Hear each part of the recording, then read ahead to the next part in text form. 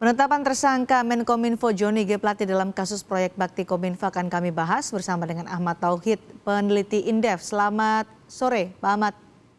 Selamat sore, apa kabar, Mbak? Sehat, Mbak? Kabar baik. Ini kita membahas soal bagaimana ada menteri dari Presiden Joko Widodo dijadikan tersangka dalam proyek Bakti Kominfo. Apa yang Anda cermati dari peran Joni G. Plate sebagai Menkominfo dalam kasus proyek Bakti Kominfo ini? Ya, kalau saya lihat ya, secara kelembagaan tentu saja menteri selaku penanggung jawab kementerian memiliki satu pengaruh yang besar ya dalam berbagai kebijakan maupun regulasi yang ada di dalamnya, termasuk tentu saja mengusulkan beragam program dan anggaran setiap tahun ke pemerintah. Nah, Mhm. ini saya kira dalam proses tanggung jawab inilah yang kemudian peran strategis menteri termasuk Pak Joni begitu Mhm. yang kemungkinan diduga memiliki keterlibatan meskipun tentu harus Oke, diklarifikasi lebih lanjut baik. begitu. Baik, punya Nah, peran strategis, tapi kenapa ini kerap terjadi terutama di jajaran pemerintah sebagai pengelola anggaran serta jajaran menteri? Dari temuan BPKP, Pak Tauhid dan juga penyidikan Kejaksaan Agung, Menkominfo ini diduga terlibat dalam korupsi proyek pembangunan infrastruktur BTS melalui peran yang sangat strategis. Apakah ini betul? Ya, menteri ini rawan sekali terpeleset hingga tersandung kasus korupsi. ya, saya kira pertama ya karena penandatanganan terakhir ya program dan kegiatan yang kemudian disetujui oleh parlemen dan juga melalui pembicaraan trilateral meeting gitu dengan Kemenkyu dan Bappenas, ya peran menteri sangat strategis tentu saja. Nah, terpeleset ketika memang ada arahan atau ada pembicaraan yang mengarahkan untuk katakanlah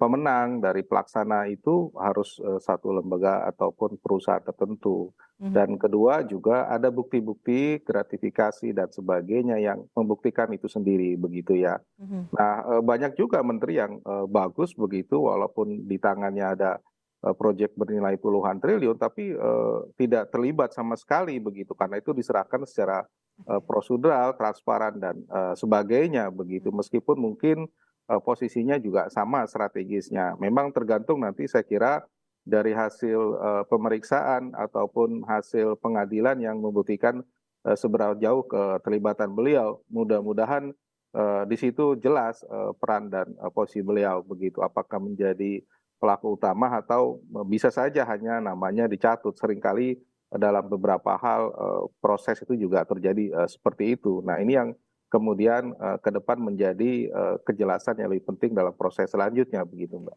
Kejaksaan Agung juga menemukan ada indikasi markup, ada pembayaran fiktif, riset fiktif yang mengakibatkan kerugian negara nggak tanggung-tanggung, 8,3 triliun rupiah dari anggaran 10 triliun rupiah. Respon Anda soal ini bagaimana? Karena kerugian sangat besar di Pak Tauhid. Ya, kalau dari 10 kemudian 8 terjadi kerugian itu menurut saya memang sangat luar biasa, besar sekali ya, 80% lah, katakanlah begitu ya.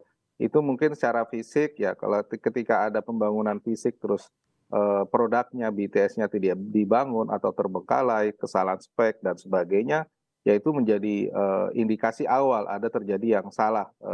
Itu kan ada proses di hilir berarti ada sesuatu yang harus ditelusuri lebih lanjut. Mhm. Memang sangat prihatin kalau misalnya nilai kerugiannya sebesar itu begitu ya. Karena bagi masyarakat terpencil, terluar itu BTS sangat dibutuhkan untuk mengatasi kesenjangan digital yang terjadi, banyak mereka yang tidak terima sinyal. Begitu ini penting terutama bagi daerah-daerah timur, daerah-daerah yang memang masih kurang infrastrukturnya ya, baik dari sisi nilai maupun kemanfaatan dari BTS tersebut begitu, Mbak. Apakah jabatan menteri ini juga mengetahui soal adanya indikasi markup, soal pembayaran fiktif, riset fiktif sebagai seorang pengelola anggaran? Apakah ia atau menteri ini memang harus bertanggung jawab soal itu? Menurut saya mungkin tidak berada pada level menterinya yang pada proses itu ya, itu biasanya kalau berdasarkan hasil pemeriksaan dan sebagainya biasanya ada pada level-level yang lebih teknis begitu. Menurut saya sih menteri tidak tidak mungkin tidak tahu sampai level itu ya, tapi justru mungkin pada level teknis lah yang kemudian paling detail ya tahu soal tersebut begitu. Ini yang saya kira perlu kita telusuri lebih lanjut begitu ya, tergantung nanti hasil pemeriksaan. Nah yang dibutuhkan apakah memang tadi informasi, apakah ada arahan-arahan yang kemudian keterlibatan seorang menteri sejauh mana. Nah itu yang menjadi indikasi awal. Kalau teknis saya kira jarang ya menteri mau tahu urusan-urusan seperti itu begitu. Karena selain 5 tersangka sudah ditetapkan, Kejaksaan Agung masih membuka kemungkinan ada penambahan tersangka karena sudah memeriksa beberapa pihak termasuk pihak swasta dan salah satunya adalah adik dari Menkominfo Johnny G. Plate. Ya, saya kira ya dengan adanya pihak-pihak lain yang juga cukup banyak ya ditetapkan, ini mengindikasikan bahwa memang dengan nilai sebesar kerugian negara 8T itu cukup masif begitu ya, besar sekali. Kemungkinan mungkin banyak pihak yang juga tahu soal ini begitu ya, baik dari sisi internal maupun dari katakanlah luar ya. Ya mudah-mudahan informasi atau kejelasan ini akan terungkap pada proses-proses selanjutnya begitu.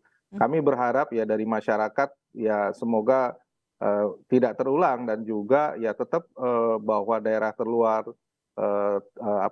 daerah terluar terutama itu benar-benar mendapatkan fasilitas dan negara hadir untuk agar fasilitas BTS ini tetap dibangun begitu.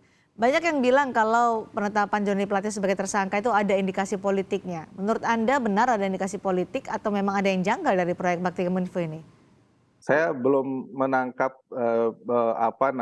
mungkin ya karena waktunya, momentumnya begitu. Jadi ada indikasi tersebut ya, karena kan di tengah situasi politik yang cukup memanas begitu pada saat ini ya. Bisa saja dikatakan demikian ketika ada momentum, tapi lagi-lagi saya kira nanti alat-alat bukti yang menjadi proses itu semua begitu ya. Kalau misalnya lemah dan tidak ada bukti, maka mungkin kesimpulan sementara itu bisa saja tidak benar begitu. Oke, seorang menteri sudah ditetapkan sebagai tersangka dalam kasus korupsi. Sebagai pejabat publik, ancaman hukumannya seperti apa?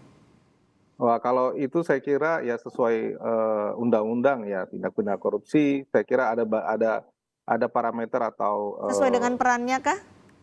ya biasanya ada peran dan juga posisi beliau begitu ya. Kalau posisinya semakin tinggi biasanya agak lebih berat gitu. Tapi saya belum tahu tentu saja pasal yang diungkapkan dan konsekuensi hukum ke depan berapa tahun dan sebagainya. Saya kira ini kita sendiri masih melihat ya prosesnya saya kira masih panjang. Kami sebagai wakil pemerhati melihat ya ini bisa ditelusuri lebih dalam saja begitu.